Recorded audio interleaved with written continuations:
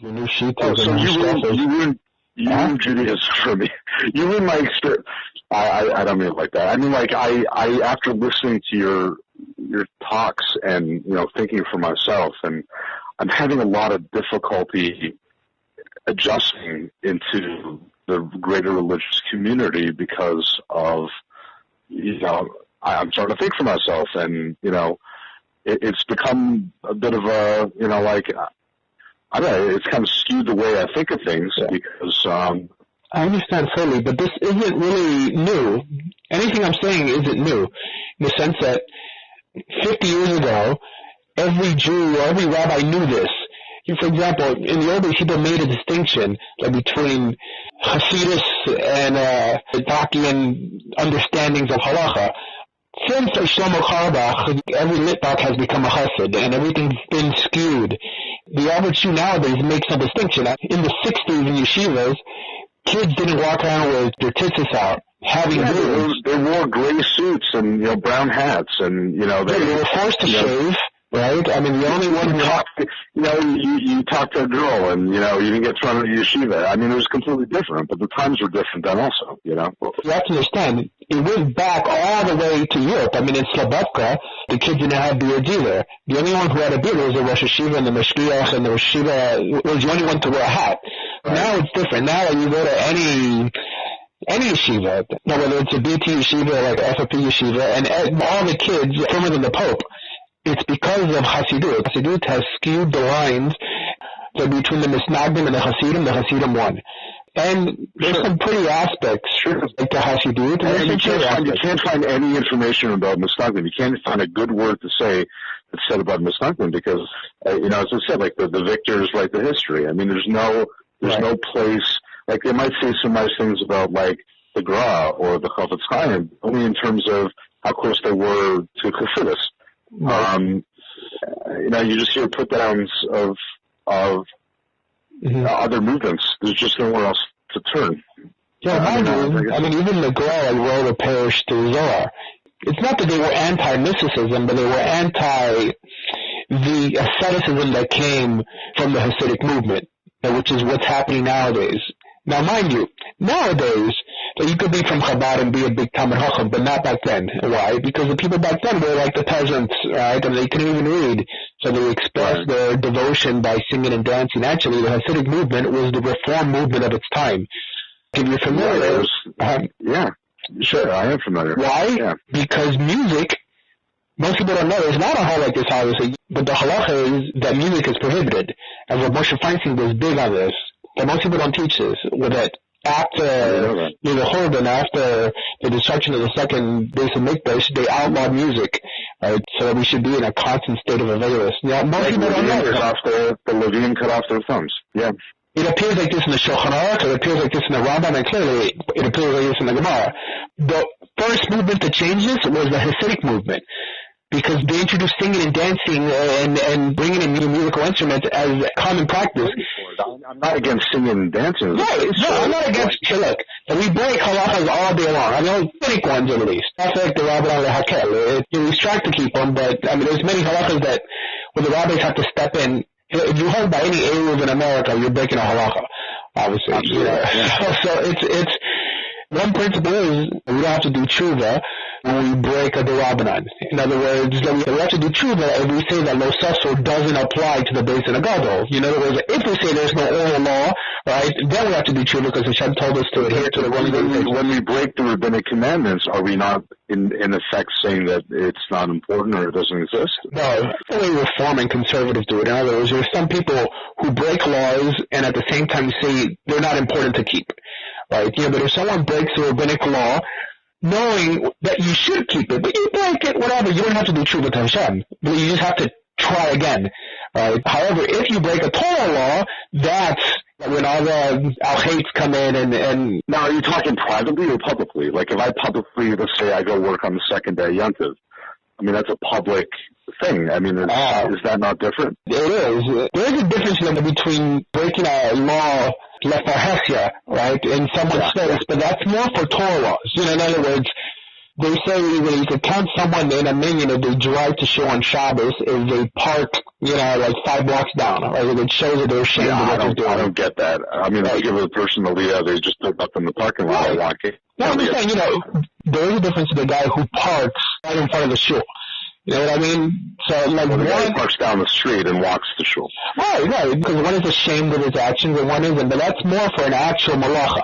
Rabbis, I mean, this is the Gemara say too, they always make the distinction between what's the rabbanon and what's the right. And nowadays they make no distinction. I mean, I hear Rabbi Mizrahi constantly say that all of Shas was given in Har Sinai. What? Okay, I don't listen to those videos anymore. Well, not just him. I mean, the vast majority of rabbis teaches. They even teach that the opinions of the Gedolim nowadays are also given in Har Sinai. So they've dumbed down Judaism to that level. So then I come in. Well, and they've also put I think that's to solidify their power, because if people believe that it's midoraisa, everything that comes out of the rabbi's mouth, then they're never going to question what the rabbi has to say, because you're an alamaris if you do that. So one of the first rabbis who started this was the Hazon The Chazon Ish really pushed this idea that Lo Sasor, right, in Parsha Shoftim, where it says that we have to listen to the Shoftim at that time, he said that it applies to the rabbis today. No, I mean, the Rambam never said this in the Sefer Mitzvahs. He says, Beis Din HaGadol Shebirushalayim Chem Iker Torah Sheba'al Peh, that it's only the Beis Din HaGadol in Jerusalem, that Beis Din, that is a chiyuv to listen to. There's a rabbi in YU, his name is Rabbi Rekefet.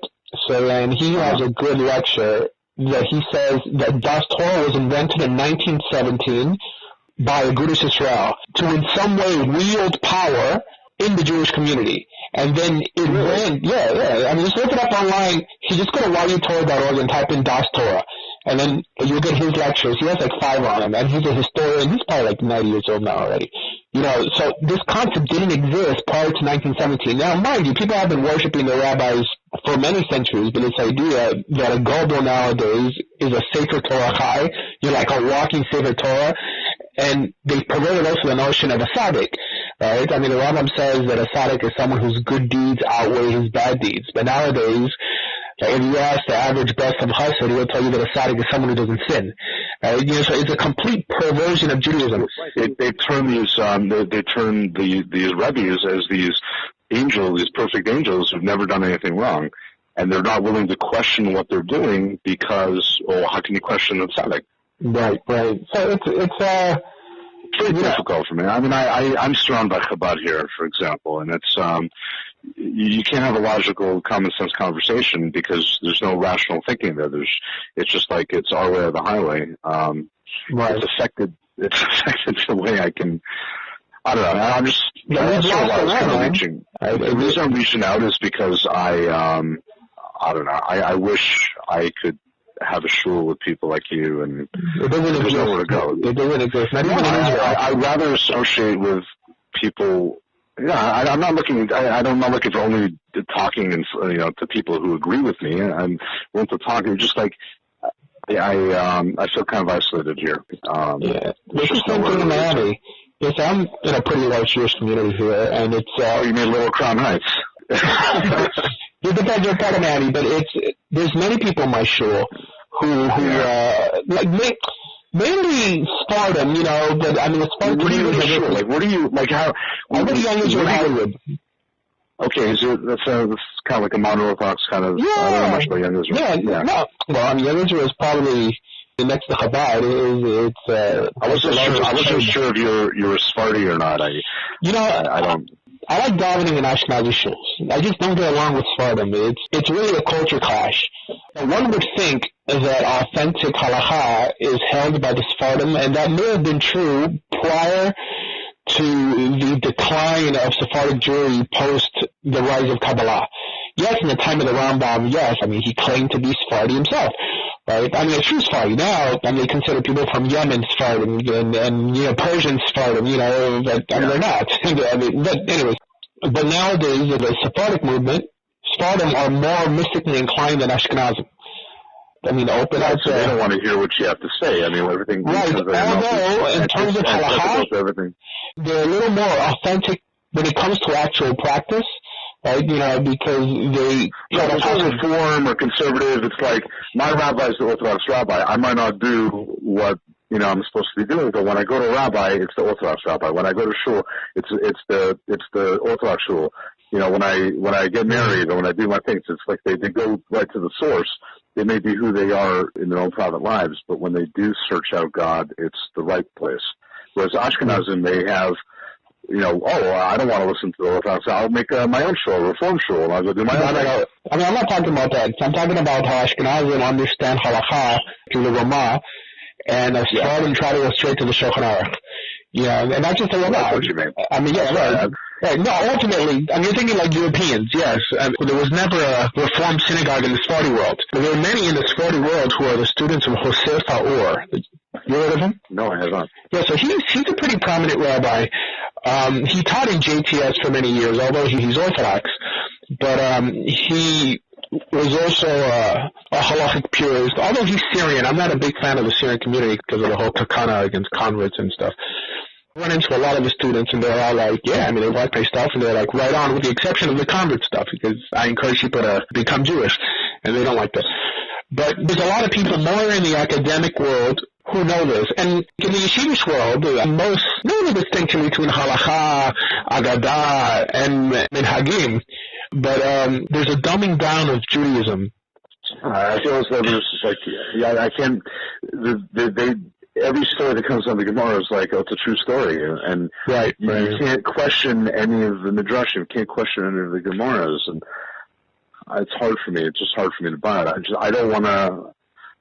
I don't know. I don't even know. No, it's not a. Yeah.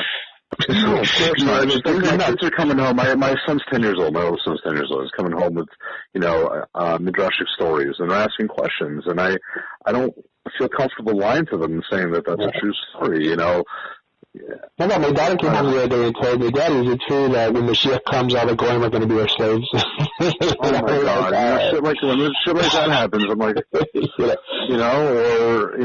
I don't know, or stuff that I hear from all the time, like goyim only have nefesh behema, and that's my I